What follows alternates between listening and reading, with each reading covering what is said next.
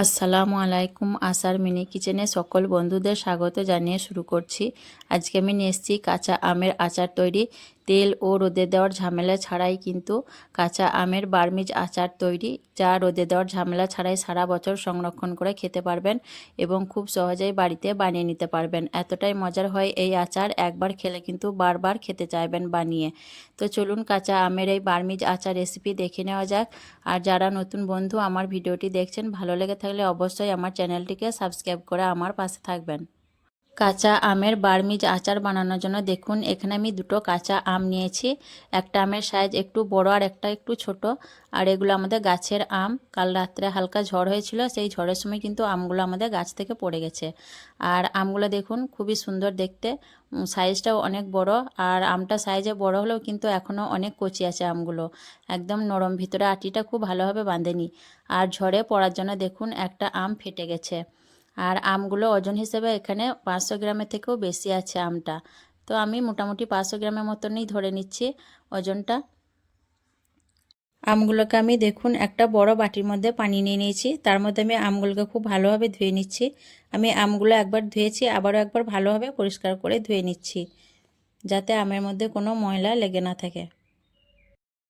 আমগুলোকে ভালোভাবে ধুয়ে নেওয়ার পর দেখুন আমি একটা সুতির কাপড় দিয়ে, পরিষ্কার সুতির কাপড় দিয়ে আমগুলোকে খুব ভালোভাবে মুছে নেব, যাতে আমের গায়ে কোনোভাবে একটুও পানি লেগে না থাকে। দেখুন, দেখেই বুঝতে পারছেন আমি কিন্তু খুব ভালোভাবে আমের গাটাকে মুছে নিয়েছি, একটুও পানি লেগে নাই। এইভাবে করে আমি দুটো আমকেই খুব ভালোভাবে মুছে নেব। আমগুলো ভালোভাবে মুছে নেওয়ার পর আমি দেখুন বটি দিয়ে আমগুলোকে কেটে নিচ্ছি। আপনারা চাইলে ছুরি দিয়েও আমগুলোকে কেটে নিতে পারেন। ছুরি দিয়ে কাটতে অসুবিধা হবে বলে আমি বটি দিয়ে আমগুলোকে কেটে নিচ্ছি। প্রথমে আমি দেখুন আমের খোসাটাকে ছাড়িয়ে নিচ্ছি, যেহেতু আমের সাইজটা বড় তার জন্য আমি বটি দিয়েই কেটে নিচ্ছি। আর আমটা একদম কচি, দেখেই বুঝতে পারছেন, আমটা কাটার পর ভালোভাবে বুঝতে পারবেন। খোসাগুলো ছাড়িয়ে নেওয়ার পর দেখুন মাঝ বরাবর কেটে নিলাম। আর আমটা দেখুন আটিটাও ভালোভাবে এখনও বাঁধেনি, খুবই কচি আছে আমটা, বড় সাইজ হলেও। আর আমগুলো কিন্তু খেতে খুবই মিষ্টি হয় পাকার পর। আর আমের কালো অংশগুলো ফেলে দিয়ে দেখুন আমি লম্বা লম্বা ফালি করে আমটাকে কেটে নিচ্ছি। আমগুলো দেখুন আমি এরকম একটু মোটা করে ফালি করে কেটে নিয়েছি, যেহেতু আমটা একদম কচি ছিল। আর বার্মিজ আচার বানানোর জন্য যে আমের একটু চোচ বাঁধে আটিটা, সেই আমটা নিলে খুব বেশি ভালো হয়। আমটা একটু কাঁচা এবং কচি দেখেছিল, তার জন্য আমি একটু মোটা মোটা ফালি করে কেটে নিয়েছি, যাতে আচারটা বানানোর সময় গলে না যায়। আমগুলোকে দেখুন আমি একটা বড় বাটির মধ্যে নিয়ে নিয়েছি। আর এখানে আমি একটা বাটির মধ্যে আন্দাজ মতো 250 গ্রামের মতো চিনি নিয়েছি। যেহেতু আমার 500 গ্রাম আম আছে, আচারটা আমি একটু টক ঝাল মিষ্টি বানাবো, তার জন্য আমি আমের অর্ধেক পরিমাণ চিনি নিয়েছি। 250 গ্রাম চিনি আমি নিয়ে নিয়েছি, দিয়ে আমের মধ্যে দিয়ে দিলাম। দিয়ে আমের সঙ্গে চিনিটাকে একটু হাত দিয়ে ভালোভাবে মিশিয়ে নেব। চিনিটা মিশিয়ে নেওয়ার পর আমি আমটাকে কিছুক্ষণ রেস্টে রেখে দেবো, যাতে চিনিটা গলে যায়। আমের সঙ্গে চিনিটা ভালোভাবে মিশিয়ে নেওয়ার পর আমি ঢাকনা ঢেকে দিয়ে 30 মিনিটের মতো রেস্টে রেখে দেবো, যাতে চিনিটা কিছুটা গলে যায়। আপনারা চাইলে কিন্তু 1 ঘন্টাও রাখতে পারেন। 30 মিনিট পর আমি ফিরে এসে দেখব চিনিটা কতটা গলেছে। 30 মিনিট পর আমি ফিরে এলাম, দিয়ে আমগুলো দেখুন চিনিটা অনেকটাই গলে গেছে, প্রায় অর্ধেকের উপর চিনিটা কিন্তু গলে গেছে। আপনাদের হাতে যদি সময় বেশি থাকে সেই ক্ষেত্রে 1 ঘন্টাও রেস্টে রাখতে পারেন। 1 ঘন্টা রাখলে চিনিটা পুরোপুরিভাবেই গলে যাবে। আর চিনিটা এরকমভাবে গললেও কোনো অসুবিধা নেই, পুরোপুরি না গললেও হবে। তো এখন আমি এর মধ্যে কিছু উপকরণ ব্যবহার করব। এখানে আমি দিয়ে দিচ্ছি হাফ চামচের মতো কাশ্মীরি লাল লঙ্কার গুঁড়ো, এতে করে ঝাল হবে না, খুব সুন্দর একটা কালার আসবে। আর দিয়ে দিচ্ছি খুব অল্প পরিমাণ হলুদের গুঁড়ো। আর দিয়ে দিচ্ছি হাফ চামচের মতো নুন। দিয়ে আমি খুব ভালোভাবে আমের সঙ্গে মশলাগুলো মিশিয়ে নেব। এভাবে একটু মিশিয়ে নিলে কাজটা করতে সুবিধা হয়।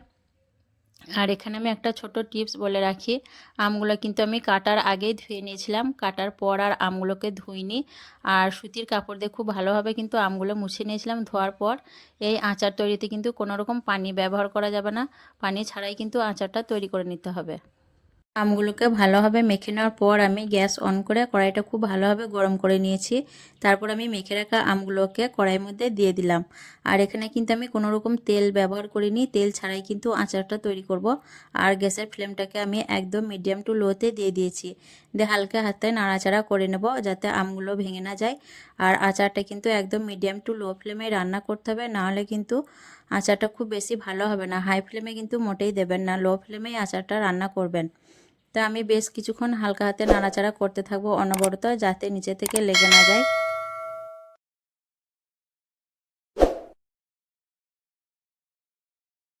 বেশ কিছুক্ষণ পর দেখুন চিনিটা একদম ভালোভাবে গলে গেছে, চিনি থেকে অনেকটাই পানি বেরিয়ে এসছে। আর অফ ক্যামেরায় আমি এর মধ্যে দুটো তেজপাতা দিয়ে দিয়েছি ফ্লেভারের জন্য। আর এই যে চিনির পানিটা বের হয়েছে, এই পানির মধ্যেই কিন্তু আমটা খুব ভালোভাবে সেদ্ধ হয়ে যাবে। তো আমি হালকা হাতে নাড়াচাড়া করতে থাকছি, আর আমটা এদিকে সেদ্ধ হতে থাক, আর আমি এইদিকে একটা মশলা বানিয়ে নেব। এখানে আমি একটা প্লেটের মধ্যে কিছু গোটা মশলা নিয়েছি। চা চামচে হাফ চামচ নিয়েছি মৌরি, হাফ চামচ পাঁচফোড়ন, হাফ চামচ নিয়েছি গোটা কাঁচা জিরে, আর নিয়েছি হাফ চামচ গোটা কাঁচা ধনে। আর এখানে আমার আছে 4টে শুকনো লঙ্কা। আমি আচারটা একটু ঝাল ঝাল বানাবো, তার জন্য আমি এখানে 4টে লঙ্কা ব্যবহার করেছি। আপনারা কিন্তু আপনাদের পছন্দ অনুযায়ী ঝালটা দিয়ে দেবেন। দেখুন আমি শুকনো খোলায় মশলাটাকে ভেজে নিচ্ছি একদম লো ফ্লেমে।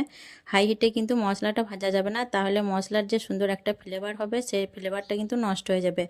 আর এই মশলাটাই কিন্তু সিক্রেট মশলা বার্মিজ আচারের জন্য। এই মশলাতেই কিন্তু খুব সুন্দর আচারটা স্বাদ হবে। তো মশলাটা ভালোভাবে ভেজে নেওয়ার পর আমি গ্যাস থেকে নামিয়ে কিছুক্ষণ ঠান্ডা করে নেব, তারপর আমি এটা শিলে গুঁড়ো করে নেব। মশলার মধ্যে খুব সুন্দর একটা ফ্লেভার চলে এসছে। এখন আমি গ্যাসটা অফ করে দিয়ে মশলাটা নামিয়ে নেব। বেশ কিছুক্ষণ পর দেখুন চিনির ঝোলটা অনেকটাই কমে গেছে, আর খুব সুন্দর একটা কালারও এসছে। আর আমগুলো দেখুন খুব সুন্দরভাবে সেদ্ধ হয়ে গেছে। প্রত্যেকটা আমই কিন্তু দেখুন, দেখে বুঝতে পারছেন খুব ভালোভাবে সেদ্ধ হয়ে গেছে। আমগুলোকে কিন্তু আমি গলাবো না, আমের ফালিগুলোকে এরকম গোটা গোটায় রেখে দেবো। আমি একটু নাড়াচাড়া করে নিচ্ছি। একটু নাড়াচাড়া করে নেওয়ার পর আমি এখানে দিয়ে দেবো আগে থেকে যে মশলাটা ভেজে গুঁড়ো করে রেখেছিলাম, সেই মশলাটা আমি এখানে ব্যবহার করব।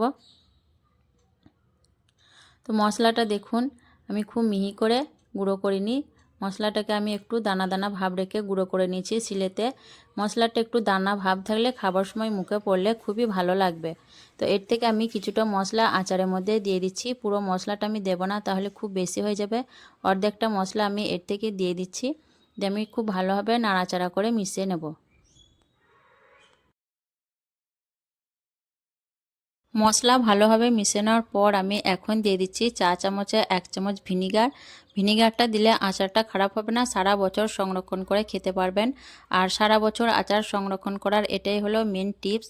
হালকা একটু ভিনিগার ব্যবহার করলে আচারটা কিন্তু মোটেই খারাপ হবে না, সারা বছর সংরক্ষণ করে খেতে পারবেন।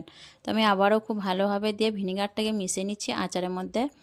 আর চিনির এই ঝোলটা দেখুন, এই পর্যায়ে কিন্তু আচারটা আমার তৈরি হয়ে গেছে। চিনির ঝোলটা যখন এরকম থাকবে তখন কিন্তু আচারটা নামিয়ে নিতে হবে, কারণ আচারটা ঠান্ডা হওয়ার পর কিন্তু এটা আরও শক্ত হয়ে যাবে। এই পর্যায়ে নামালে আচারটা কিন্তু পারফেক্ট তৈরি হবে। তো আমি ভালোভাবে নাড়াচাড়া করে নিয়ে গ্যাসের চুলাটাকে অফ করে দিয়ে আচারটা আমি নামিয়ে নেব। আজকের এই কাঁচা আমের বার্মিজ আচারের রেসিপি কেমন লেগেছে অবশ্যই কমেন্টে জানাবেন। ভালো লাগলে লাইক করবেন, শেয়ার করবেন, আর আমার চ্যানেলটিকে সাবস্ক্রাইব করে আমার পাশে থাকবেন। আসবো আবারও অন্য কোনো রেসিপি নিয়ে। সকলে ভালো থাকবেন, সুস্থ থাকবেন। আল্লাহ হাফেজ।